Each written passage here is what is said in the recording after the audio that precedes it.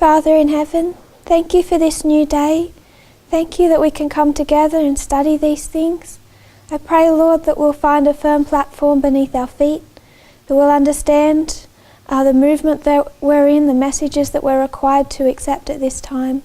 I pray that we won't be shaken out of these, Lord, but that we will be firm for what is coming.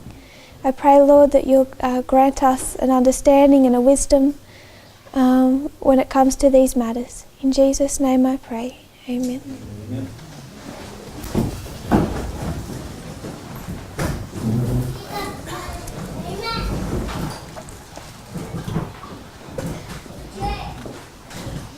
I just want to review the conclusion we came to yesterday regarding our fifth line. We take the line of the 144,000, it's our template. We would talk about a ploughing, early rain,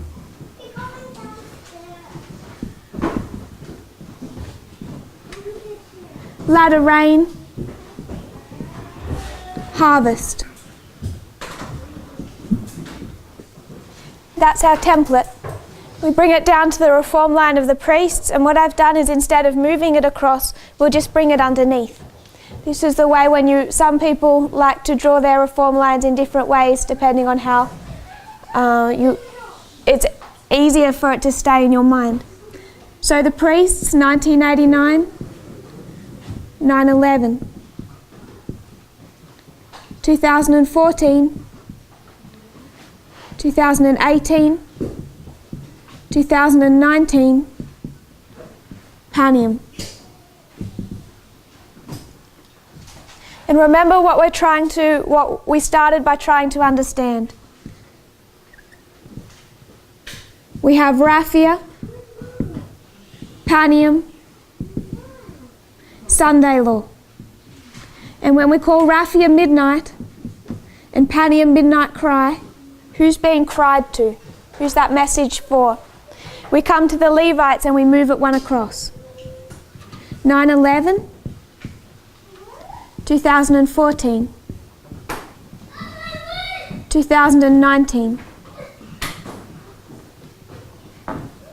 Their loud cry, Panium, Sunday law. So Panium goes from a second advent to a close of probation. For the Nethinims, we move it one across. 2014 is their time of the end. 2019, Panium,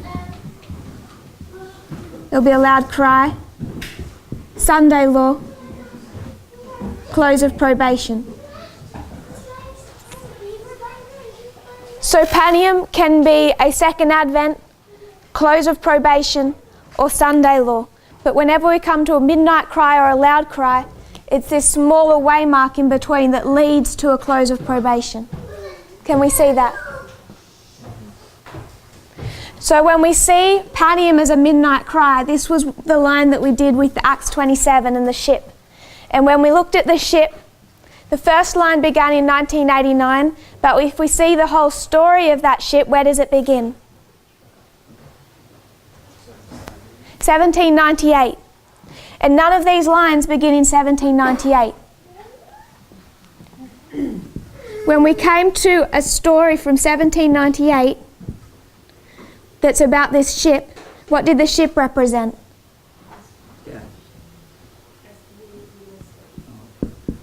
The United States and Adventism. And when we traced its journey from 1798, we could do it through 1844, 1863, 1989. And we traced its journey, and then we found the following pattern. We had 9/11 to Sunday law, and between 9/11 and Sunday law we have two waymarks. And these waymarks have all the characteristics of an increase of knowledge. An angel comes down, and a midnight cry, all the characteristics of an exodus. Boston, Concord, Exeter. And if we have two waymarks between 9/11 and Sunday law, and we see Sunday law as a shut door, for the ship it's a close of probation. It makes Raffia and Panem a midnight and a midnight cry. But it's a midnight and a midnight cry for these two institutions. Can we see that? This is a separate line to the ones of the four that we've been drawing up, because the 144,000 is a group of people at the end of the world.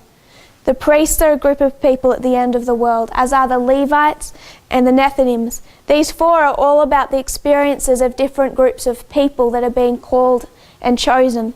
This reform line is about two institutions that are both raised up as some form of protection for these groups of people. And these institutions, in their job function, as what they're meant to do, they bring us right to where they're meant to. They fulfill their job function, which is to get us to Sunday law, but there's serious problems within them. And we can particularly highlight that in the history of the American Civil War. And it's for those institutions that there's a reform line and a close of probation, judgment. So that's just the review that I wanted to pick up that point. Are we all okay with that? And I will rub it out.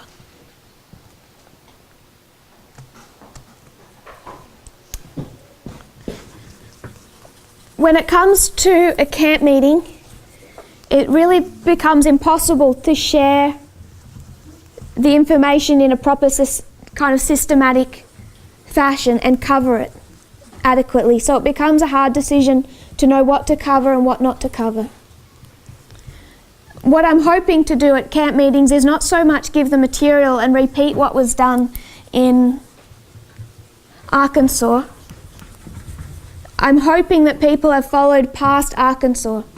Arkansas was the groundwork for a much bigger message, and it's impossible for that message to continue to be repeated in every detail. Much of that has to stop being taught, and it has to be accepted that people have been watching Guadeloupe and Portugal and Romania and Brazil, and that they are already familiar with how this message has grown. If they haven't, they cannot wait for a camp meeting to catch up. It is not going to happen. If people are waiting for Germany to hear about World War II, we're not covering any of this in Germany. That's new material. So there is a very strong need to keep up. This movement that you want to be baptized into is a movement. It's moving.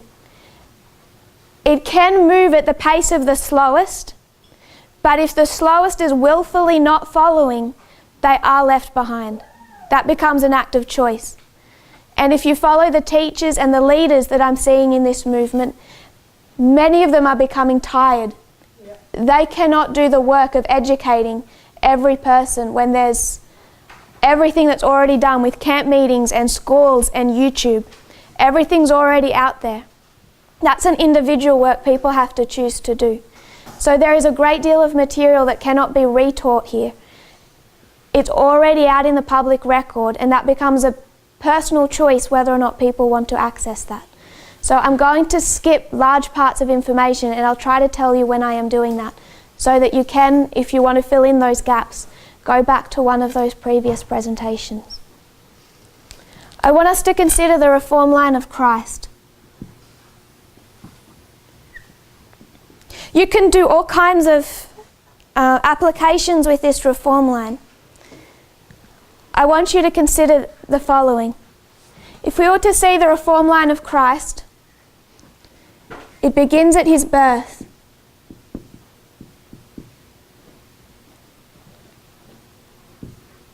And then we have his baptism.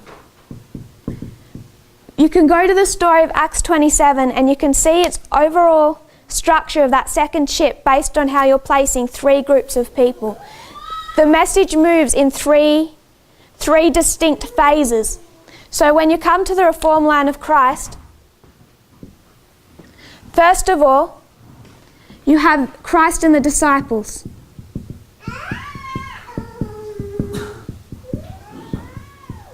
First of all, there's one group called out, and they're trained. They're given specific training. You have birth and baptism. You come to the triumphal entry, and then the cross.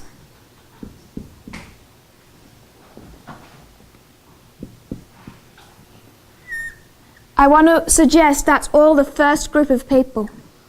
This is all the training of one core group who are meant to do a work. Once the disciples are trained, they go through this refining process, and then what? Pentecost. And what are they doing?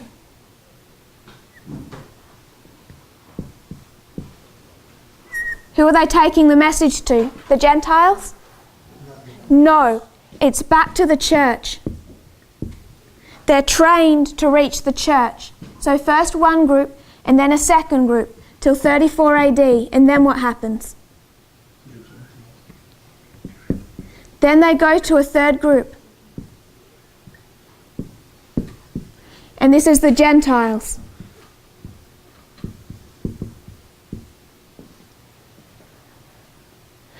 So primary application.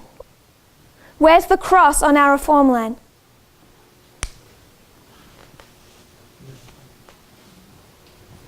For you and for me, where's the cross? In the middle. Sunday law. Who are we going to at Sunday law? Gentiles.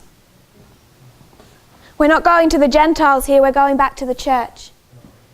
Actually, they don't go to the church here, they need some time in the upper room.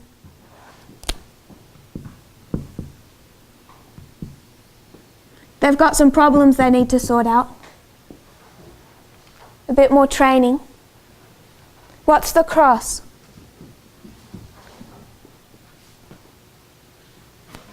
If this is the time of the end, and this is 9/11, and this is the loud cry or the midnight cry in 2018, what's the cross? For who? Because we have many closes of probation. If it's the close of the probation for the Jews, then why are they going back to them here? This is Raphia. This is November 9, 2019. Pentecost, 34 AD. Then you can start seeing this work for the church.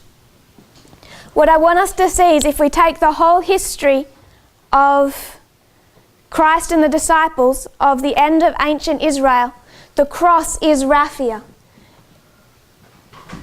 It is specifically the close of probation, not for the Jewish nation or for the world, but for this group of people. So when we think about the experience of the cross, that's what we're coming to. In its primary application, it's speaking about 2019 at the end of the world. I want us to keep that in our minds because we're going to come back to that.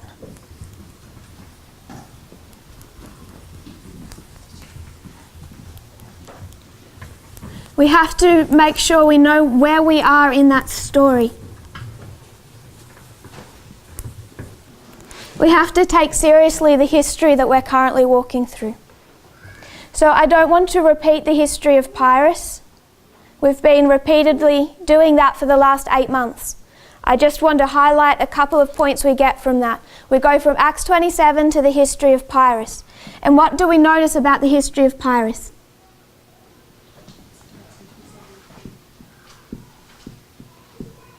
How many parts does it come in? 2 parts. First, he conquers out of Macedonia.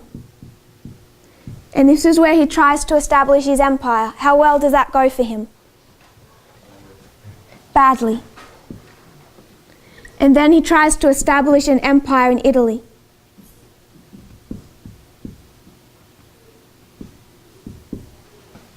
So the first thing we notice when we go to the history of Pyrrhus is that's in 2 parts. First Macedonia and first Italy. What we notice is he has an alpha history and an omega history. We took the history of Pyrrhus, we go into the history of the kings of Pyrrhus, and what do we notice? There's a How many of them? To Pyrrhus. From the first to Pyrrhus, what number is Pyrrhus? The 10th. So not to repeat it, but to remind us,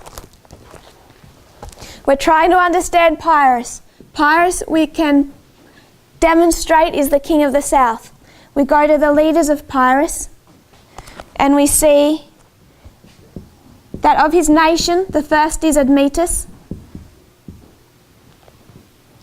Pyrrhus is the 10th.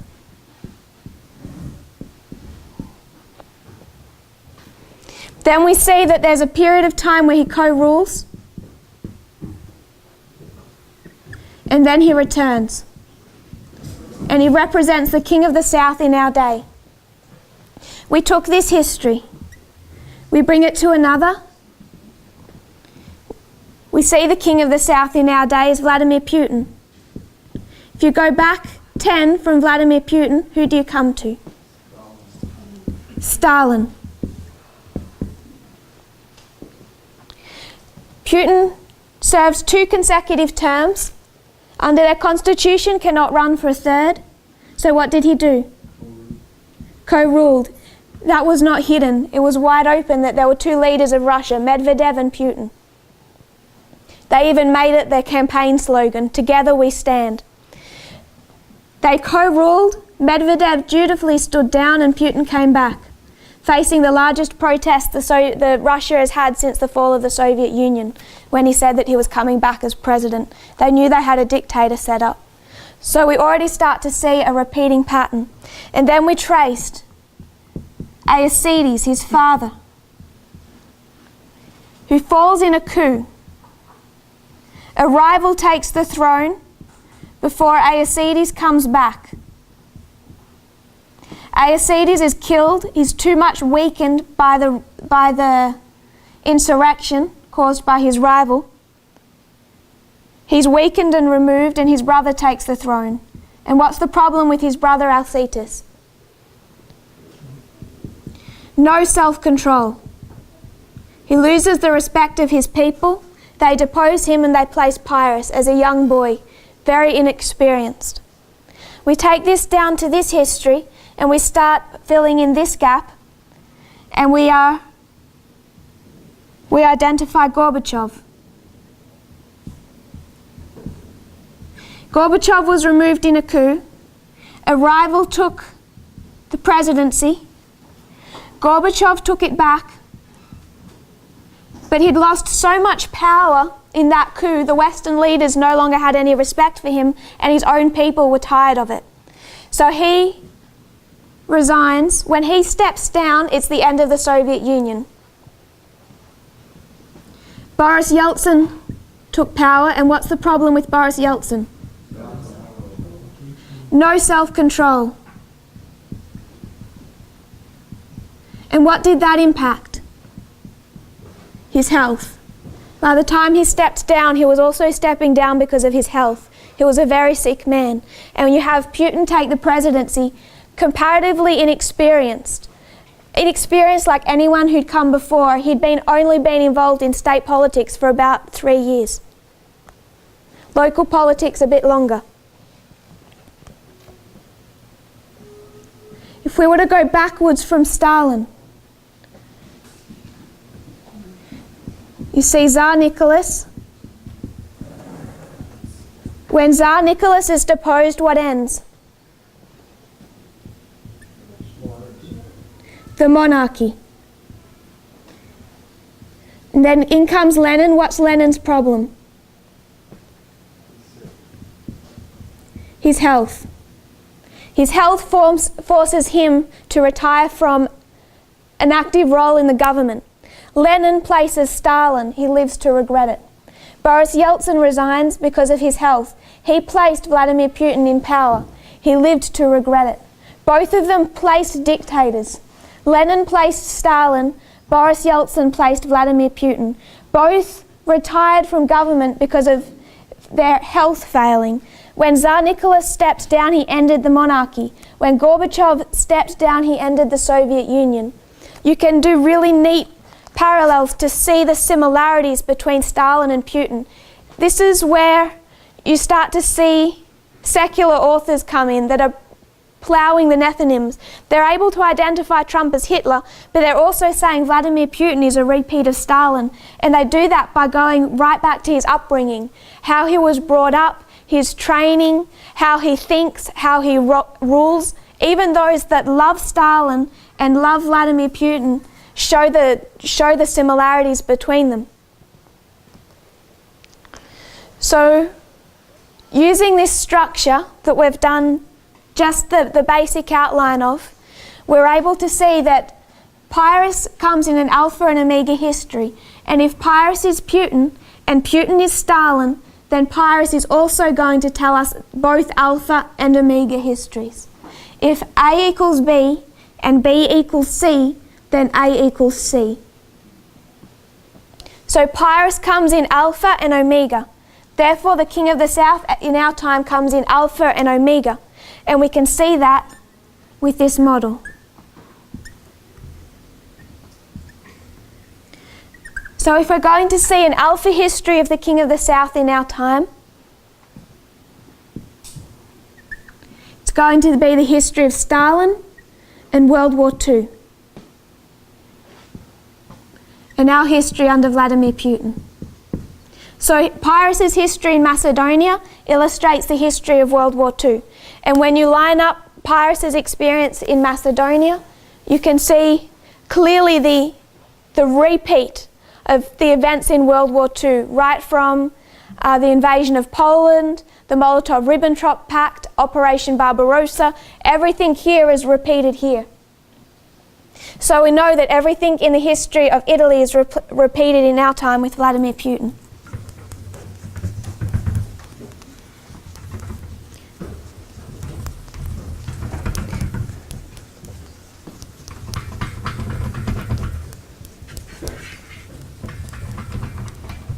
So we have these alpha and omega histories. The alpha of the King of the South and the omega of the King of the South. And this is what we would have spent a lot more time laying out if we had more time. But it has been done. So when we take an alpha and omega history, this is nothing new. We do this all the time. We take the history of Moses, an alpha history of ancient Israel, and the history of Christ, the omega history of ancient Israel. Then we take the history of the Millerites, an alpha history of modern Israel, and the history of the 144,000, the omega history of modern Israel. And what do we do to them? We overlay. So we're going to not only learn about our time from the history of Christ, we're also going to learn of our history from the line of Moses and the line of the Millerites. So all of these three histories teach us about the reform line of the 144,000. Can we see that? Yeah. So when we want to understand this history, we're not just going to take Italy, we need to take Macedonia and World War II. So what I want to do as an introduction to this subject is to just consider not the whole history, but the relevant battles.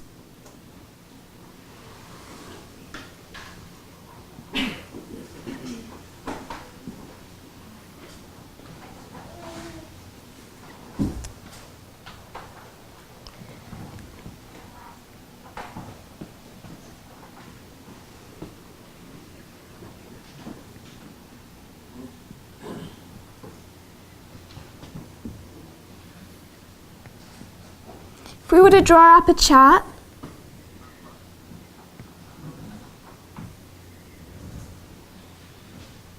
and what we're going to do is we're going to overlay these four histories. So this first box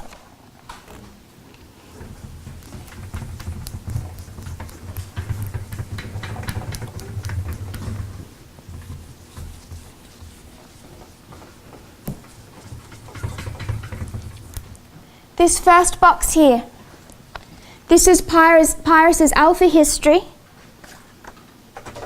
in Macedonia. So this is Pyrrhus in Macedonia, and it's an alpha. Then we have Pyrrhus in Italy. It's an omega. And then we have World War II. It's an alpha. We have World War III, our history, it's an omega.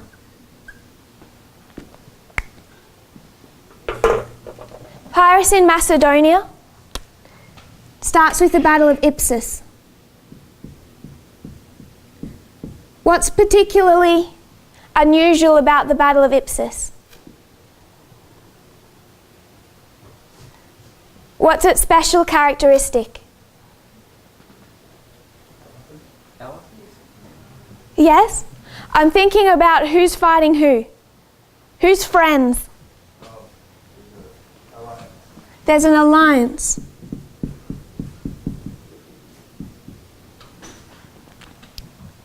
World War II starts with an alliance. The Molotov-Ribbentrop Pact. The invasion of Poland.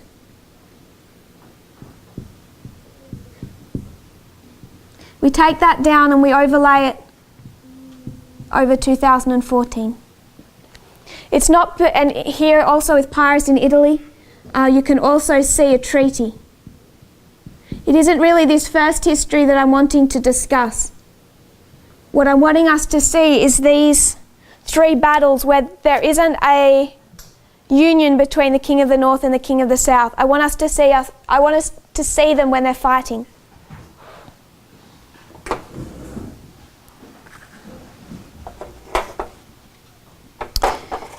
When we go to Pyrrhus in Macedonia, it starts with the conflict between the King of the North and the King of the South starts with an invasion. This is the invasion of Thessaly. Then there is an invasion of Epirus. And then there is an invasion of Macedonia. In the invasion of Thessaly, who's our two players in this history? Who's the King of the North? No, not Rome. That's this history. Who's the King of the North in this history? Demetrius. So in this history we have Demetrius versus Pyrrhus, King of the North, King of the South, and they're fighting. At the invasion of Thessaly, who instigates that conflict? The South, Pyrrhus.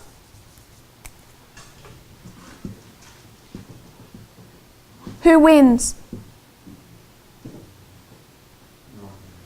The North. Then there's the invasion of Epirus. Who instigates that? The North, and who wins? Who wins? The North. And then the invasion of Macedonia. Who instigates that?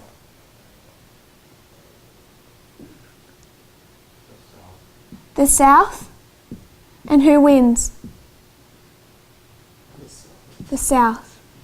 So the South attacks the North wins. The North attacks the North wins. The South attacked the North, and the South won. Now we come down to Pyrrhus in Italy. And we have three battles between Rome and Pyrrhus. First is the Battle of Heraclea. Then is the Battle of Asculum. And then is the Battle of Beneventum. At the Battle of Heraclea, who comes against who?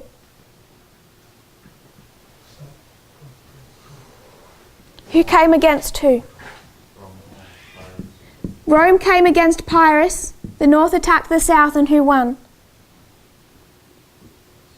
The South. Asculum?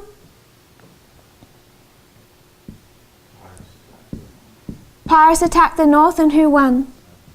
The South. Beneventum, who attacked who? The North attacked Pyrrhus, and who won? The North. World War II. we mark 3 conflicts between the Soviet Union and Nazi Germany, between Hitler and Stalin.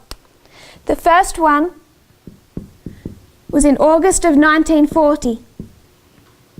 This was more of a diplomatic trade disagreement. It gives us many of the characteristics that we bring to our day. We're going to go through this one in a fair amount of detail. First of all, August 1940, then Operation Barbarossa, the beginning of the Eastern Front when Hitler invaded the Soviet Union, and then 1945 when the Soviet Union pushed back. August of 1940, who initiated this breakdown in their alliance? It was the King of the South, the Soviet Union. Who came out the better for it? Barbarossa, who invaded who? Hitler invaded the Soviet Union. Who came out better in the beginning of the Eastern Front? The North. 1945, they pushed their way into Germany. They met the Western forces on the Elbe River. They defeated Hitler, and it was victory for the South. In our history, we already have names for these 2 battles. We call them Raffia and Panium. Who do we say comes against who at Raffia? Based on Daniel 11. It's the South that comes against the North. And who wins? Panium? The North comes against the South and the North wins. This battle is 2018, it's already happened, and we're going to demonstrate that it's the North that came against the South and the South won. What do we notice?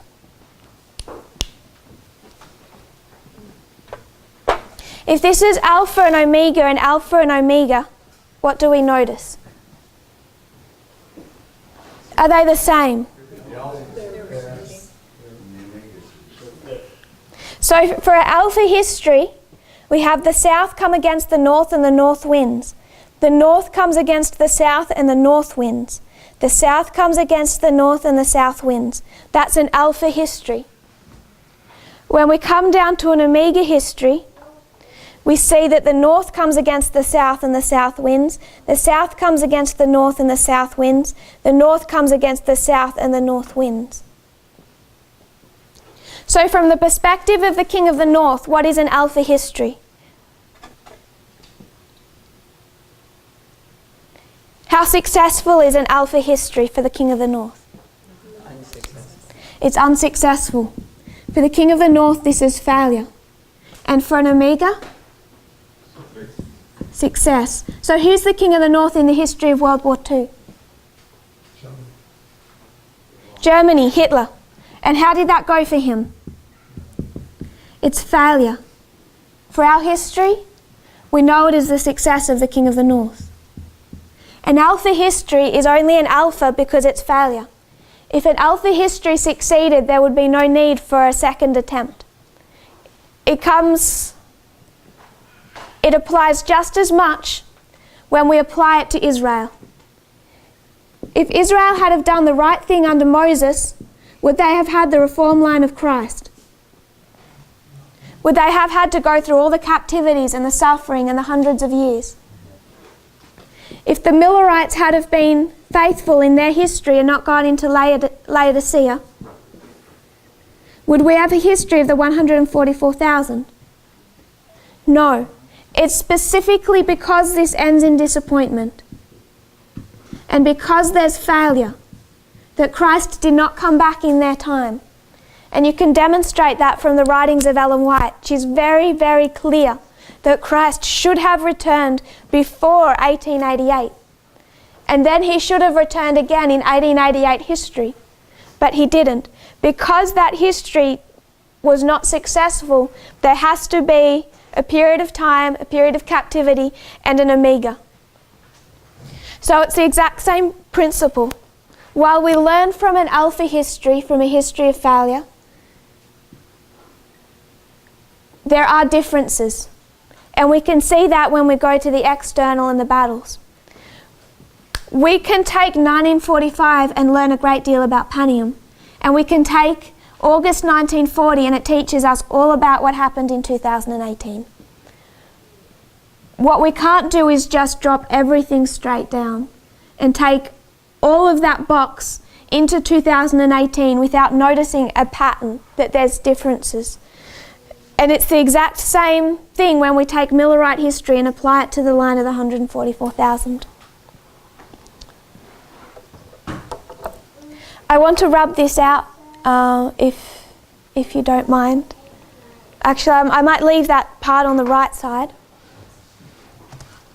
I want to bring us kind of around a few different, a few things that might look disconnected, and I want to try and bring them together to make a point.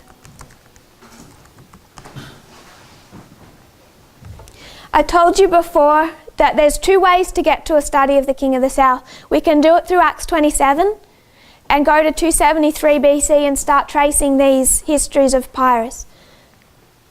And without going into the details of all the history, we've laid out the overall structure. What I want us to do is to actually, though, see it from the perspective of the counterfeit. I want us to go to that second subject of Daniel 11:40 and the counterfeit. So if you turn to Daniel 11 verse 40.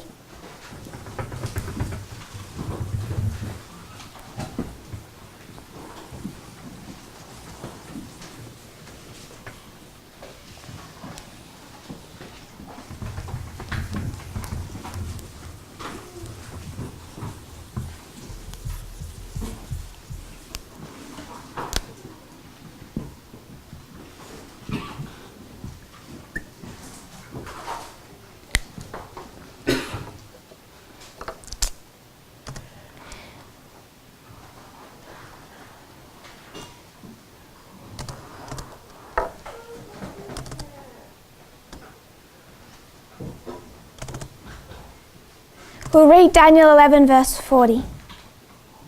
And at the time of the end shall the king of the south push at him, and the king of the north shall come against him like a whirlwind, with chariots and with horsemen and with many ships, and he shall enter into the countries and shall overflow and pass over. How many histories is this talking about?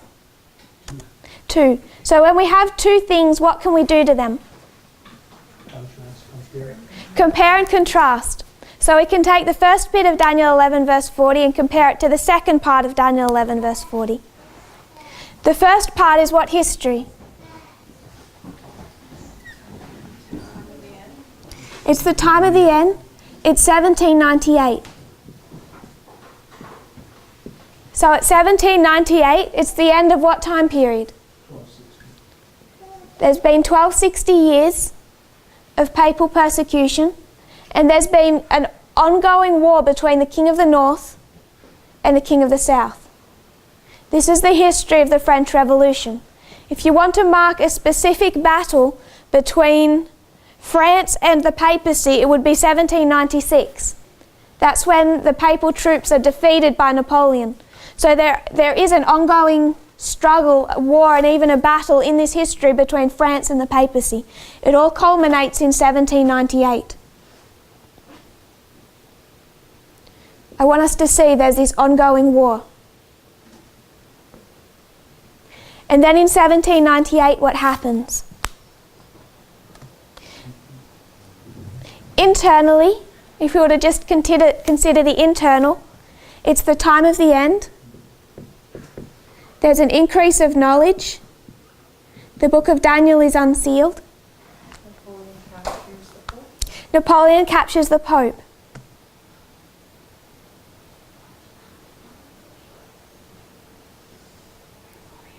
For you to turn to Revelation,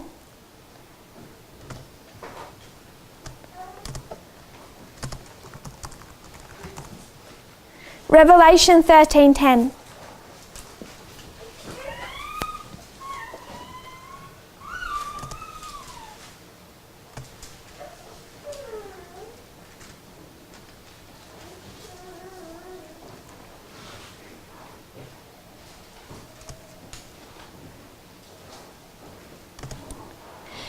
Revelation 13:10.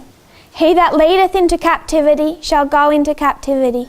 He that killeth with the sword must be killed with the sword. Here is the patience and the faith of the saints. So who is this talking about? The papacy, King of the North. What has the papacy been doing for 1260 years?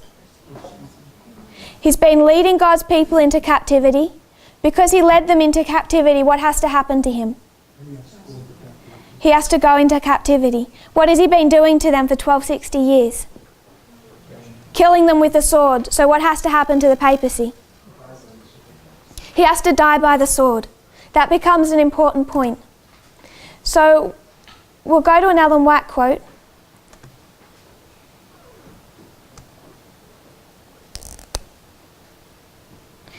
Great Controversy 439.2.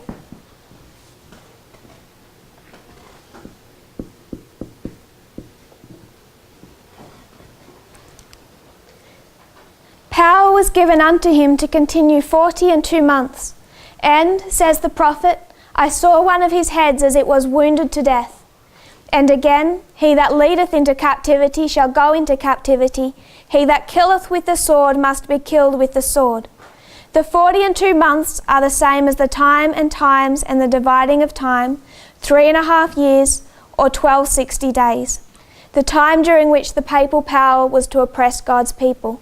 This period, as stated in preceding chapters, began with the supremacy of the papacy in AD 538 and terminated in 1798. At that time, the Pope was made captive by the French army. The papal power received its deadly wound. And the prediction was fulfilled, he that leadeth into captivity shall go into captivity. So what is she marking in 1798? The deadly wound. Now we read Revelation 13:10. How many parts in Revelation 13:10? You led into captivity. So you must go into captivity. What's the second part? You killed, so you must be killed. Can you see that? 1798, she says, fulfills which part? Sorry? The first part. They led into captivity, so they had to go into captivity. They literally went into captivity in 1798. What about the second part? Are they killed in 1798? I want to go to another Ellen White quote. APS 354.1. This is a really good quote. APS 354.1. She's in France. She says, that afternoon, it's November 2, there's an elder Bordeaux, a French elder, had us accompany him to the cathedral in Valence, France, and he took us to look upon the bust of Pius VI, who was noted in prophecy. Who's spoken about in prophecy? Pius VI. He was led into captivity and he died in captivity. So when was Pius VI led into captivity? When did he die in captivity? 1799. So this is the deadly wound. When is his death?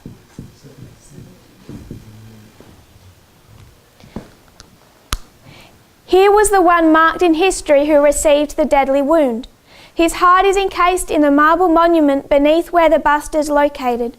We felt rather solemn as we looked upon the monument of this man noted in prophecy. When is Pius VI noted in prophecy? Revelation 13:10. Because who is Revelation 13:10 talking about? The papacy? The kingdom and the king. In Bible prophecy, can you separate the kingdom from the king? Where do we get that principle from? Daniel chapter 2. What happens in Daniel 2?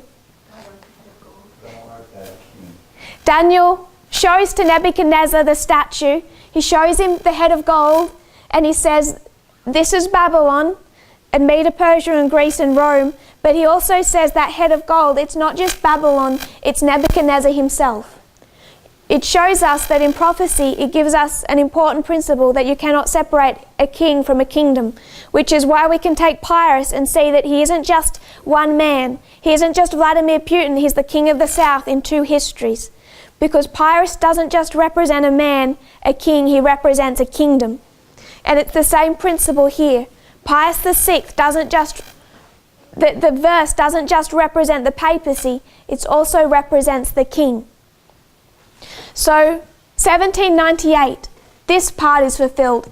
He led into captivity, therefore he had to become a captive. But he'd also killed for 1260 years, so there also had to be a death. 1798 marked the beginning of a fall. They lost their last pope with temporal power in 1799, when he died in captivity. And then what do we know happens? There must be a resurrection.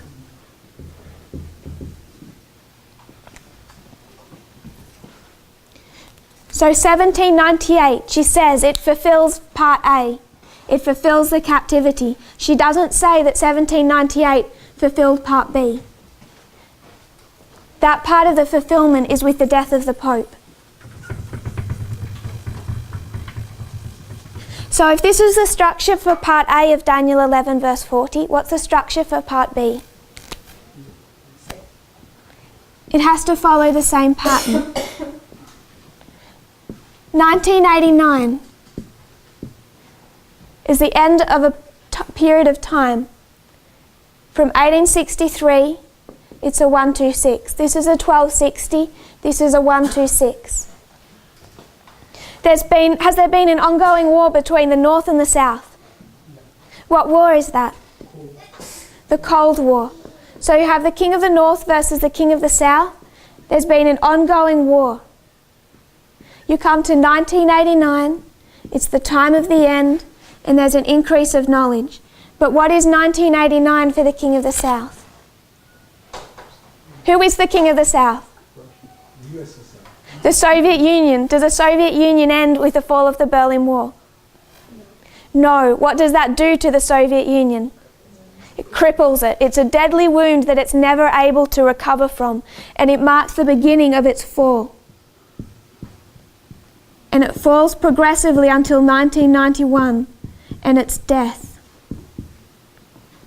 The King of the South does not end in 1989. This is the deadly wound, and we've already discussed this when we went to, you can do this from the line of Pyrrhus, we saw it with Acts 27, that where we mark Panium is just a deadly wound. It begins a fall as the United States comes up as as the only world superpower. So this history is repeated in this history. But when we see a waymark marked in prophecy, what is continually being highlighted is not the death but the wounding. So when we see 1798 or 1989 or Panium, these are the battles being marked, and they, even in history, they end up being the most famous landmarks that people look back to. When the Soviet Union ended in 1991, the newspapers commented on this incident as being so much less significant than the fall of the Berlin Wall. They said this was the one that we all remembered and were amazed by. By the time it died, no one was even really surprised. We were just so used to the concept that it was ending. It's this one that gets the attention, both historically and in prophecy. But you can see that it only marks the beginning of the fall, the beginning of an inevitable fall. So based on this principle, what do we know had to happen to the King of the South after 1991? it had to resurrect. It couldn't be finished in that history. I want us to consider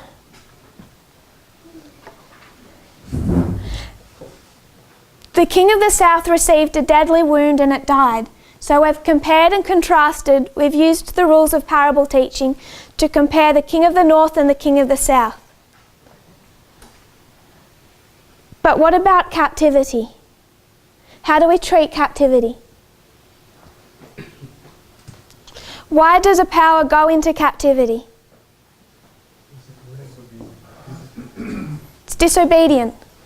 So when you go to Daniel 2, I think we know Daniel 2 fairly well, and I think people are becoming comfortable with the fact I can't draw. So there's a statue. It kind of has 4 parts. What's this statue composed of? Kingdoms. So it's Babylon, Medo-Persia, Greece, and Rome. And if you go to Daniel 11, what does it call all of those kingdoms? They're beasts. If you go to, don't know my chapters, but they're either wild beasts or they're counterfeit sanctuary animals. That should give us a clue.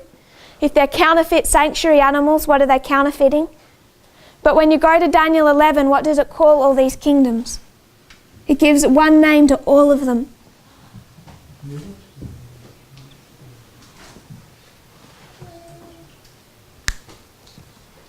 If you go to Daniel 11, what is Rome in Daniel 11 and Greece in Daniel 11?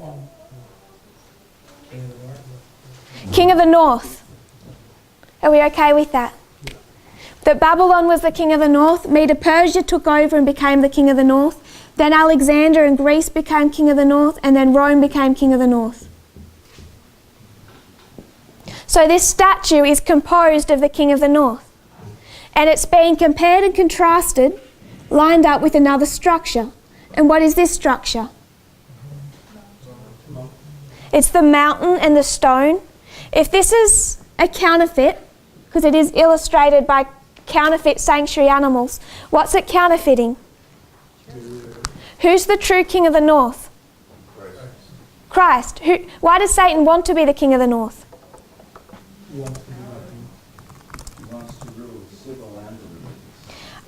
We won't look there for time, but I'll give you the references. Psalm 48:2. Psalm 48:2 says, "Beautiful for situation, the joy of the whole earth is Mount Zion. On the sides of the north, the city of the great king."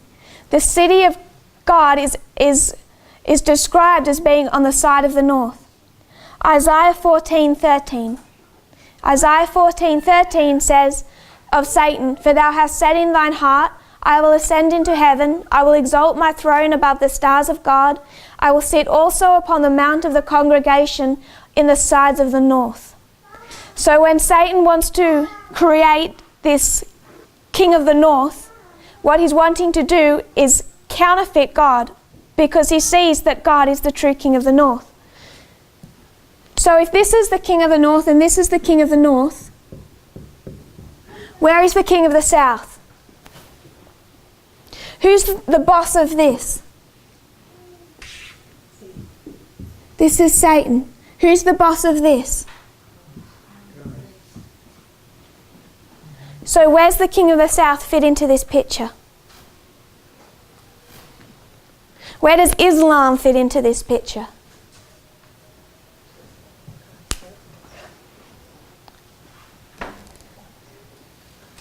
If we were to come to the history of World War II, what's Satan trying to do with the king of the north? Hitler's gone into an alliance with the papacy. They're trying to take over the world. Who's their number one enemy? No. The Constitution of the United States. No. They don't care. The United States isn't that relevant to Hitler. Who's their number one enemy? Second front. The second front, what did Hitler say? I think it was the ambassador from Britain. What did Hitler say to him? The West are fools. You don't all know. All I want is the Soviet Union. You're standing in my way. If you didn't stop standing in my way, I wouldn't fight you. I'd only fight him because he's all that I want. That's how the papacy knew who to line up with. Matthew 12:26. Matthew 12:26. We'll look at two verses. Matthew 12:26 and Mark 3:26.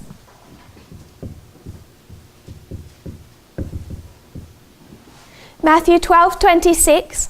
And if Satan cast out Satan, he's divided against himself. How shall then his kingdom stand? Mark 3:26. And if Satan rise up against himself and be divided, he cannot stand but hath an end. What can Satan not do? Be divided against himself. So what's happening in world?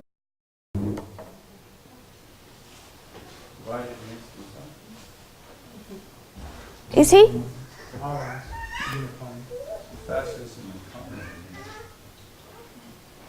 Where's communism in this? Where's Egypt in this?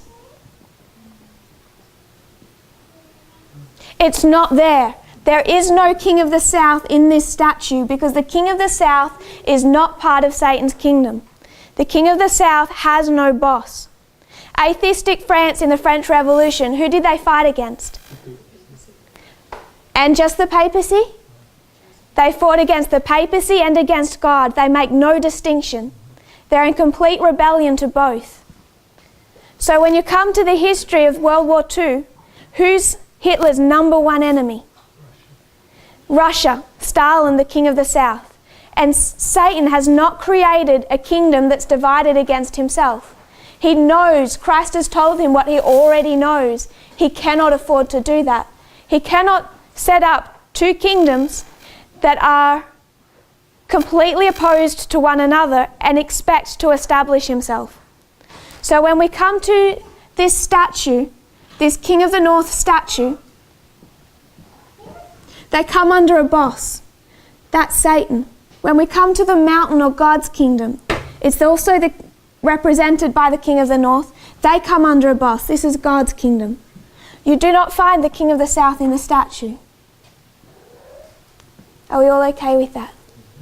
So what you end up with is independent ministries. Like atheistic France or communist Russia, they're in opposition not just to God but also to Satan. This is the opposite side of the coin to the nature of man. If you can be morally good without God, you can be morally wicked without Satan. Who tempted Satan in heaven? No one. He had the power of his own will, and using his own will, he decided to lead the angels in rebellion. It's the exact same thing when it comes to the King of the South. Using his own will, he does not need an outside influence to do the work that he does. Stalin did not need an outside influence. We can be good by exercising our own will. We can be wicked by exercising our own will. It's called the freedom of choice. So God's kingdom. What problems does God have with his kingdom? What can God's church do against him? We can disobey him. We can be rebellious. We can be difficult. We could call that apostasy. And when we go into apostasy, what happens?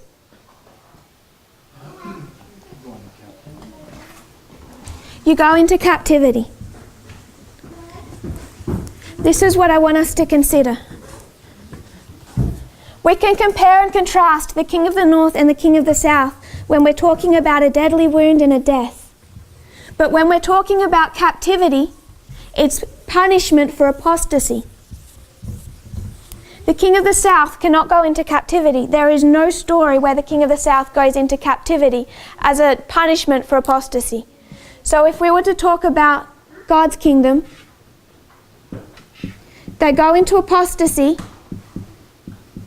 So what does God do? He punishes them. Who does he bring?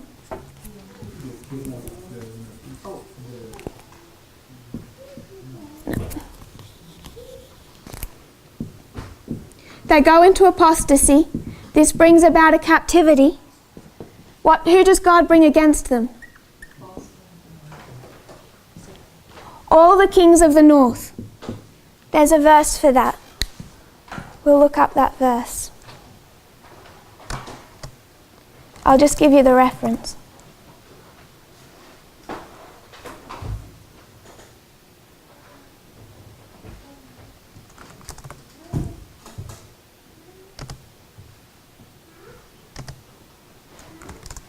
I might do that next presentation because I can't find it right now. Does anyone know it? Jeremiah 25:9.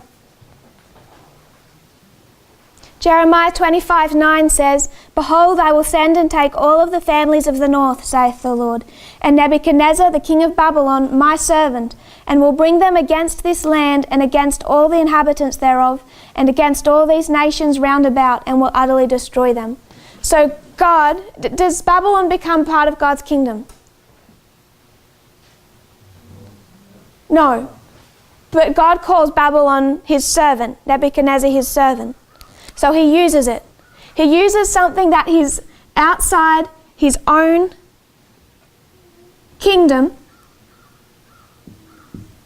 God brings the king of the north against his own people. The king of the north is not part of his kingdom. So if we were to consider Satan, if the king of the north goes into captivity, if the papacy goes into captivity in 1798, what has happened? Why does the papacy go into captivity?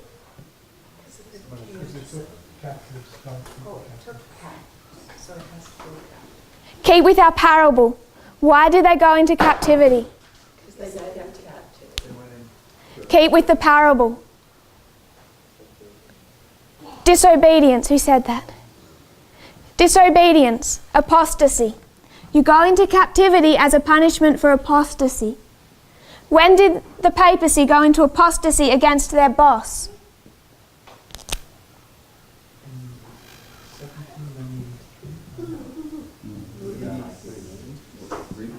1773. The kings of the Europe give the papacy two choices. The kings of Europe sent their ambassadors to the Catholic Church and they gave them two choices. Lose your temporal prosperity. Give up to us some of your territory and your wealth. Or abolish the Jesuit order. For 1260 years, the papacy, under their boss, Satan, has had a job description: control the kings of Europe and persecute and kill God's people. Who's doing that for them? The Jesuits. The Jesuit order is founded to fulfill that job function. They control the kings of Europe and they orchestrate the persecution on God's people. In 1773, what condition is the papal church gone into? They've sunk into a Laodicean condition where they choose temporal prosperity, covetousness over their job function. They're given the exact same choice that we're given. You can line up the test for the Catholic Church and the test for Adventism. Do we want to fulfill our job function or do we want temporal prosperity? They're given that choice in 1773, and what did they decide to do? Abolish the Jesuit order. They stopped. This is why. What does Ellen White say about 1773?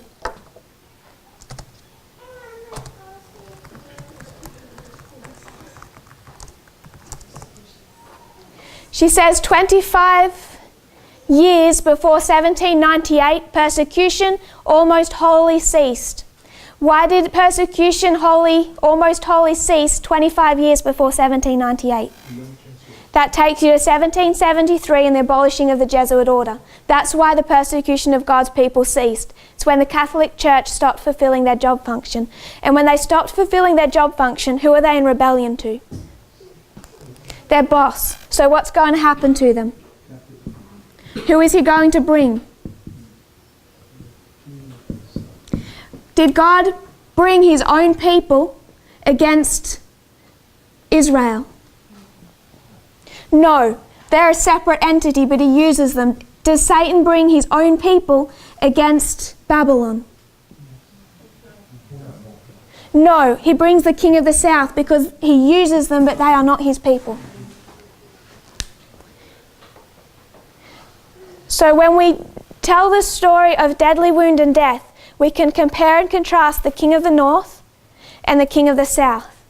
But when we talk about apostasy and captivity, we have to use a different parable because the king of the south cannot go into an apostasy to a boss they don't have. We have to talk about the true and the counterfeit. We have to talk about Israel and Babylon.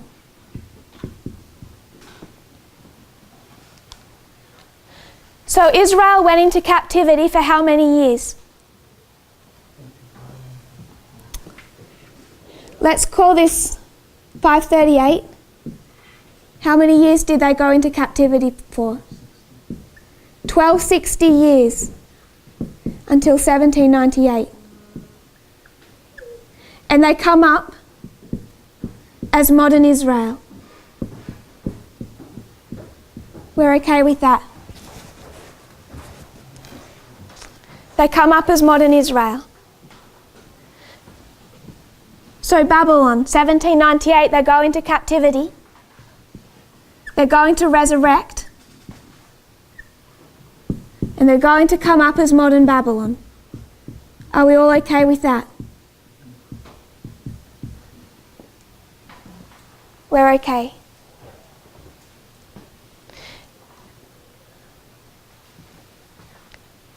When modern Israel comes out of captivity, how many histories does it come in? 2. There's an Alpha and an Omega of modern Israel. Millerite history, 144,000 history. If there's an Alpha and Omega of modern Israel, compare and contrast, what must there be for modern Babylon? There must be an Alpha and an Omega of modern Babylon.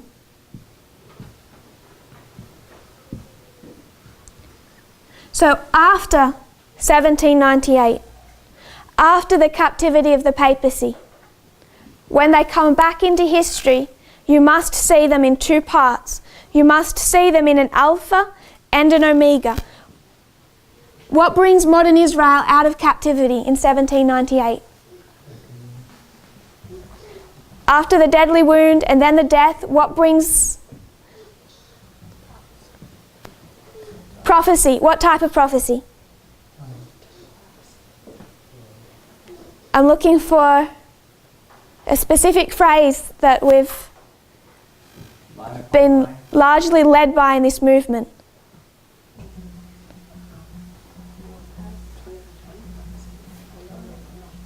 What brings Israel out of captivity? Revelation 14.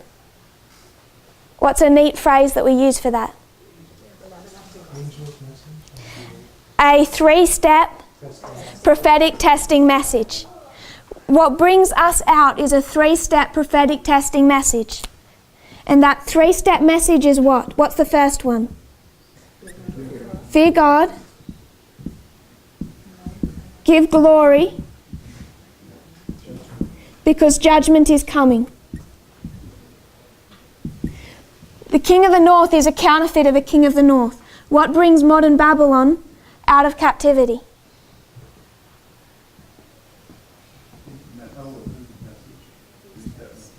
A 3-step prophetic testing message. Parable teaching allows you to accept and have a firm platform beneath your feet to accept truth when you're relatively new to this message.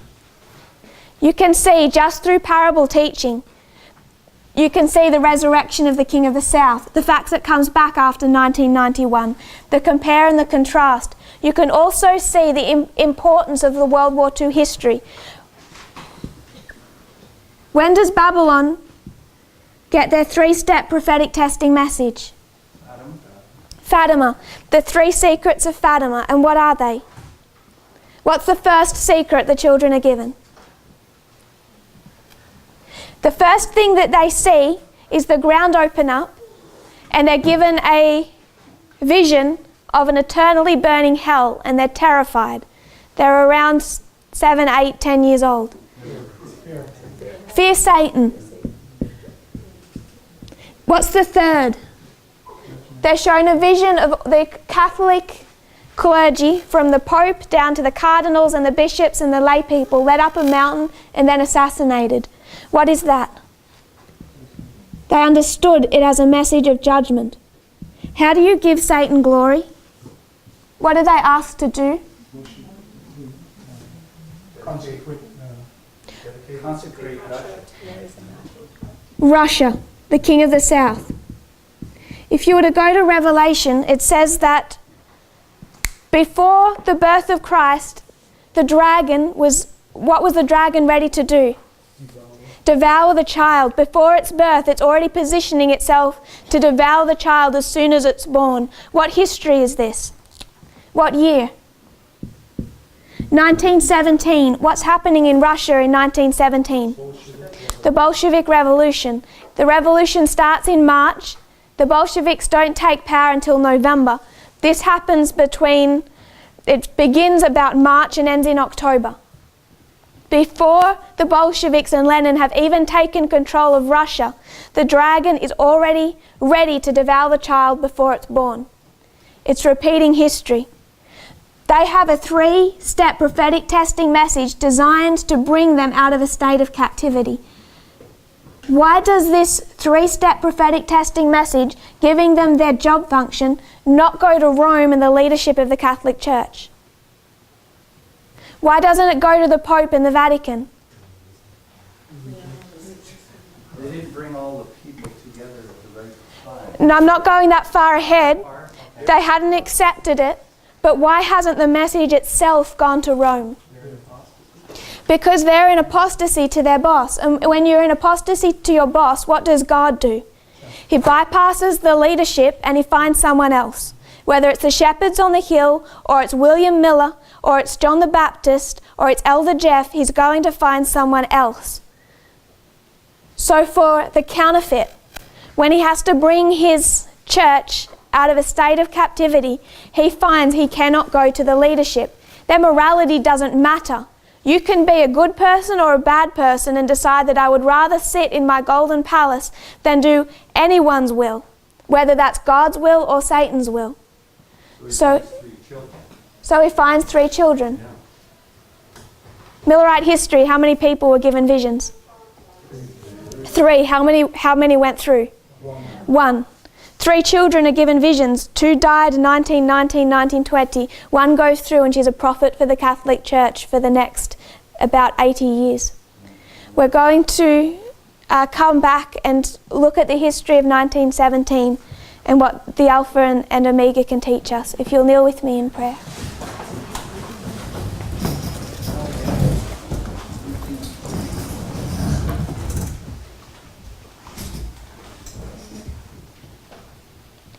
Dear Father in heaven, thank you for our blessings. Thank you for your goodness to us, your kindness to us. Thank you that you've led us so far and that you continue to lead us. I pray that we'll have faith in our leadership, faith in how you have guided us for the last 30 years. And I pray that even now we'll identify truth from error and feel that we have a strong reason to believe what we do. I pray, Lord, that you'll cement us in these things. May we be firm in them. May we think about them and the implications of them. I pray this in Jesus' name. Amen.